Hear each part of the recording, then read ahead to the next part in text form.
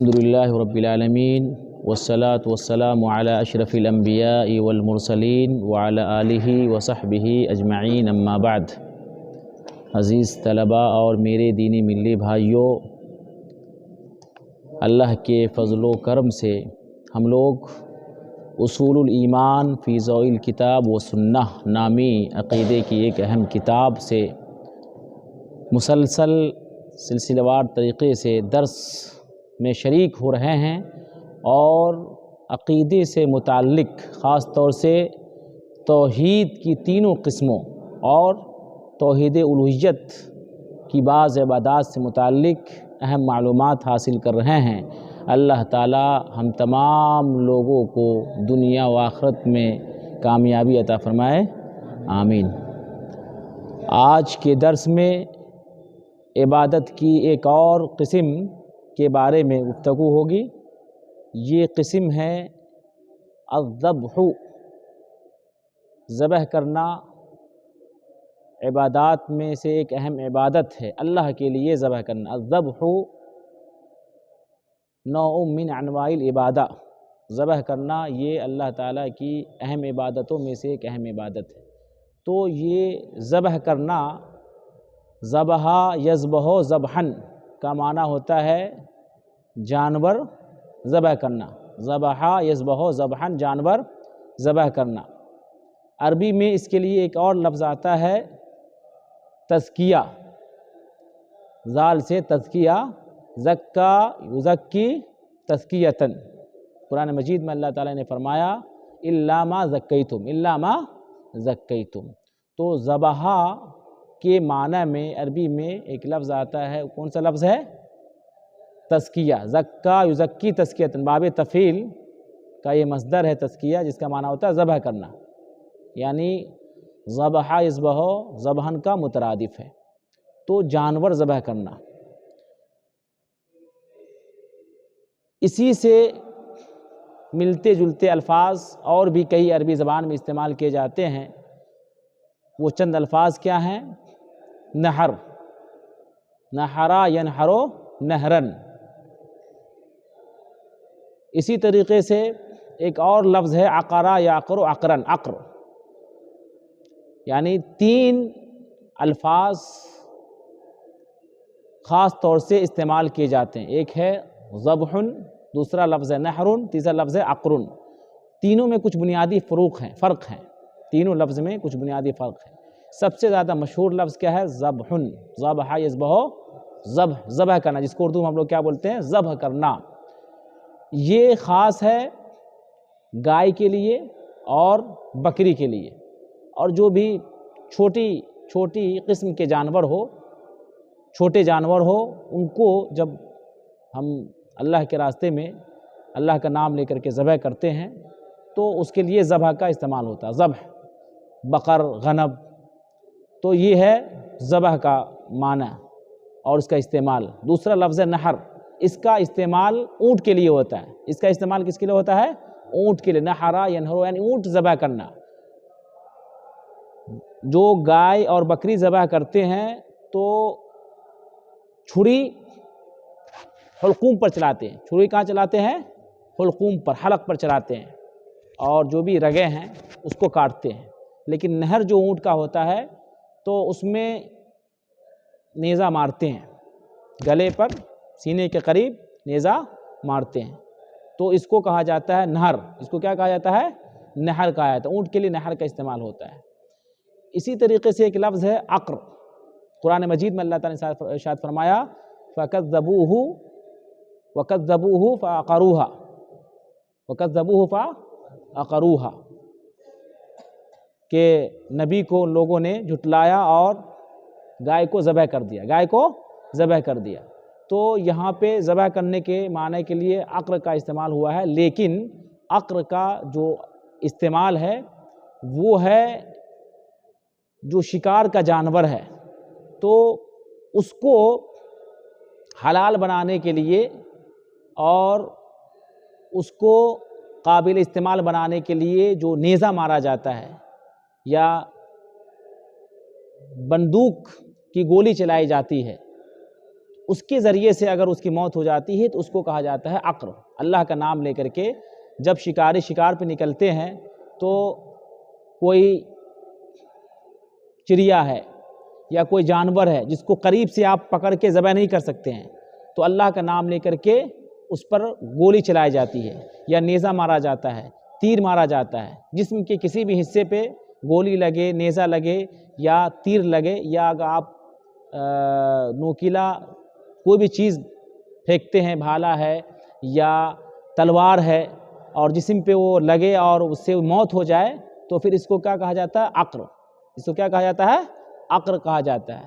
تو شکاری کو حلال بنانے کے لیے جس چیز کا استعمال کیا جائے اس سے اس کی موت ہو جائے تو اس کو عقر کہا جاتا ہے، تو اس کا یہ خاص استعمال ہے۔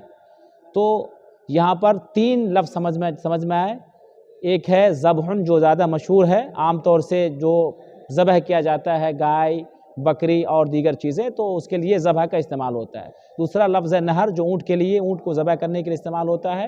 اور تیسرا لفظ عقر، جو شکاری ہے نا، تو جو شکار ہے، جو شکاری شکار کرتا ہے تو اس کو ہے کہ نہیں قابل استعمال بنانے کے لیے، اس کو مارنے کے لیے جو آلے کا استعمال کیا جاتا ہے تو اس کو کہا جاتا ہے عقر کہا جاتا ہے۔ لیکن ان تینوں لفظ کا ایک دوسرے کی جگہ پہ استعمال ہوتا ہے، ان تینوں لفظ کا ایک دوسرے کی جگہ پر استعمال ہوتا ہے، ہو سکتا ہے، تو یہ ذہن میں رکھنا ہے۔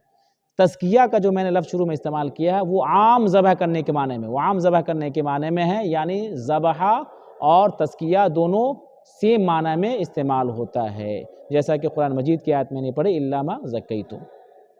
تو یہ بات ہو گئی ذبح کے مترادفات اور اس سے متعلق یا اس سے ملتے جلتے الفاظ کے معنی اور ان کے درمیان فرق کے سلسلے میں اب یہاں پر ہمیں یہ سمجھنا ہے کہ یہ جو ہم جانور ذبح کرتے ہیں، چاہے اونٹ کو ذبح کریں یا شکار کو ذبح کریں، یہ جو ہم کرتے ہیں ذبح، یہ کس کے لیے کرتے ہیں، کس کا نام لے کر کرتے ہیں؟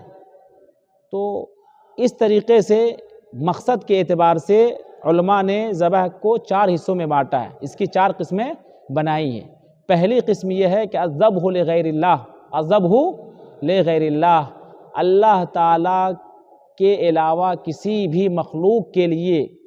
اب غیر اللہ میں تمام چیزیں شامل ہے، پیر، ولی، نبی، جن، شیطان اور بت، پتھر، دیوی دیوتا، تمام چیزیں اس میں شامل ہے۔ اگر غیر اللہ کے لیے، غیر اللہ کے نام پر، غیر اللہ کی تعظیم کے لیے، تقرب کے لیے، غیر اللہ کی محبت کے لیے یا غیر اللہ سے ڈرتے ہوئے اگر جانور کو ذبح کیا جاتا ہے تو ھذا شرکن، ھذا شرک، یہ کیا ہے؟ شرک ہے، اور ایسا کرنے والا آدمی شرک اکبر کا مرتکب ہے اور دین سے خارج ہو جائے گا۔ قرآن مجید میں اللہ تعالیٰ نے غیر اللہ کے نام پر ذبح کرنے سے سختی سے روکا ہے۔ ہمارے نبی محمد عربی صلی اللہ علیہ وسلم کو خطاب کرتے ہوئے اللہ تعالیٰ نے فرمایا سورہ کوثر کے اندر فصل لربک وانحر، اے نبی کریم صلی اللہ علیہ وسلم آپ اپنے رب کے لیے نماز پڑھیے اور رب کی رضا کے لیے، رب کی قربت کے لیے کیا کیجئے؟ قربانی کیجئے، ذبح کیجئے۔ اسی طریقے سے سورہ انعام میں اللہ تعالیٰ نے ارشاد فرمایا قل ان صلاتی ونسکی ومحیای ومماتی للہ رب العالمین، اے نبی کریم صلی اللہ علیہ وسلم آپ کہہ دیجئے کہ میری نماز اور میری قربانی، قل ان صلاتی ونسکی، نسک کیا ہے؟ یہ قربانی یا ذبیحہ، نسک کیا ہے؟ ذبیحہ۔ قل ان صلاتی ونسکی ومماتی ومحیای ومماتی للہ رب العالمین، میرا مرنا اور میرا جینا کس کے لیے ہے؟ اللہ تعالیٰ کے لیے۔ تو یہاں پہ واضح کر دیا کہ جو بھی جانور ذبح کیا جائے گا وہ کس کے لیے؟ اللہ تعالیٰ کی کہ نہیں محبت کے لیے، اللہ تعالیٰ کی رضا کے لیے۔ تو پہلی قسم یہ ہے کہ غیر اللہ کے لیے ذبح کیا جائے جس سے اللہ تعالیٰ نے سختی کے ساتھ منع کیا ہے۔ خود محمد عربی صلی اللہ علیہ وسلم نے مسلم شریف کی حدیث کے اندر منع کیا لعن اللہ من ذبح لغیر اللہ، لعن اللہ من ذبح لغیر اللہ، جو اللہ تعالیٰ کے علاوہ کسی اور کے لیے ذبح کرتا ہے اس پر اللہ تعالیٰ کی لعنت ہو، اللہ تعالیٰ اس پہ لعنت نازل کرے۔ تو یہ پہلی قسم ہو گئی۔ اس کے بعد دوسری قسم یہ ہے کہ اللہ تعالیٰ کے نام پر ذبح کیا جائے، اللہ تعالیٰ کے نام پر ذبح کیا جائے، لیکن کیا مقصد ہو؟ مقصد کھانا، گوشت کھانا، صرف گوشت کھانا، جیسے عام طور سے جمعہ کے دن ہوتا ہے یا غیر جمعہ کے دن جو ہے تجارت کے مقصد سے جو جانور ذبح کیا جاتا ہے اس کا کیا مقصد ہوتا ہے؟ کھانا. جو لوگ خریدتے ہیں اس کا مقصد ہوتا ہے کھانا، اور جو لوگ ذبح کرتے ہیں اس کا مقصد ہوتا ہے پیسہ کمانا، یعنی صرف کھانے کے لیے. تو لا باس بہ، اس میں کوئی حرج کی بات نہیں ہے، یہ جائز ہے. یہ کیا ہے؟ جائز ہے. تیسری قسم یہ ہے کہ آدمی اللہ کے نام پر ذبح کرے، اللہ کے نام پر ذبح کرے لیکن اس کا مقصد ہو خوشی حاصل کرنا. جیسے شادی کے موقع پہ جانور ذبح کیا جاتا ہے اپنے رشتہ دار کو کھلانے کے لیے، اور دیگر جو شادی میں لوگ شریک ہوتے ہیں ان کو کھلانے کے لیے جانور ذبح کیا جاتا ہے، چاہے جس شکل میں بھی ہو، جو بھی جانور ہو، تو یہ خوشی کا موقع ہوتا ہے، تو اس میں بھی کوئی حرج کی بات نہیں ہے، یہ بھی جائز ہے. چوتھی قسم یہ ہے کہ آدمی صدقہ کے طور پر جانور ذبح کرتا ہے، یعنی اس مقصد سے جانور ذبح کرے کہ جو غریب ہے، مسکین ہے، اور جو محتاجین ہیں ان کے درمیان تقسیم کر دے. اللہ کا نام لے کر کے ذبح کرے اور غریبوں کے درمیان تقسیم کر دے کہ وہ نہیں خرید پاتے ہیں، ان کے پاس پیسے نہیں ہیں. تو کیا ہے؟ یہ سنت ہے. یہ کیا ہے؟ سنت ہے، اور یہ اصل عبادت ہے. یہ کیا اصل عبادت ہے؟ یہ سنت ہے اور عبادت ہے، اور یہ مستحب ہے، ایسا کرنا چاہیے. تو یہاں پر ذبح کی 4 قسمیں ہیں. پہلی قسم غیر اللہ کے لیے ذبح کیا جائے، یہ حرام ہے، یہ شرک ہے. اور باقی جو 3 قسمیں ہیں تو تینوں کو اللہ کے نام پر ذبح کرنا ہے، لیکن اس کے مقصد الگ الگ ہے، کھانے کے لیے، خوشی کے موقع پر، یا صدقہ کے طور پر. تو یہ کیا ہے؟ جائز ہے، اور صدقہ کے طور پر کرتے ہیں تو یہ عبادت ہے، سنت ہے. تو اس طریقے سے ذبح کو ہمیں صرف اور صرف اللہ تعالیٰ کا نام لے کر کے انجام دینا چاہیے. جانور ذبح ہم کس نام پہ کریں؟ اللہ کا نام لے کر کریں. یہ اہم چیز ہے، اور آپ یہ یاد رکھیں کہ ہر حال میں اللہ کا نام لینا ضروری ہے، ہر حال میں ضروری ہے. اگر کوئی غلطی سے بھی اگر اللہ کا نام نہیں لے پاتا ہے تو وہ جانور کیا ہو جائے گا؟ حرام ہو جائے گا. ایک بار کلاس میں بات ہوئی تھی اس سلسلے میں. قرآن مجید میں اللہ تعالیٰ نے فرمایا وَمَا أُهِلَّ لِغَيْرِ اللَّهِ بِهِ، وَمَا أُهِلَّ لِغَيْرِ اللَّهِ بِهِ. اور دوسری آیت میں ہے کہ وَمَا أُهِلَّ بِهِ لِغَيْرِ اللَّهِ، وَمَا أُهِلَّ بِهِ لِغَيْرِ اللَّهِ، یعنی جس پر اللہ کے علاوہ دیگر مخلوق کا نام لیا جائے تو کیا ہے؟ یہ حرام میں شامل ہے. اور وَمَا ذُبِحَ عَلَى النُّصُبِ، دوسری آیت ہے وَمَا ذُبِحَ عَلَى النُّصُبِ، جو تھان پر ذبح کیا جائے. یہ سب عقیدے میں آپ لوگوں نے یہ ساری چیزیں پڑھ لی ہے. بدھ کے نام پر تھان میں ذبح کی جائے، یہ تمام غیر اللہ کے نام پر ذبح کیے گئے جانور شرک ہے، اور اللہ تعالیٰ ایسے لوگوں پر لعنت کرتا ہے.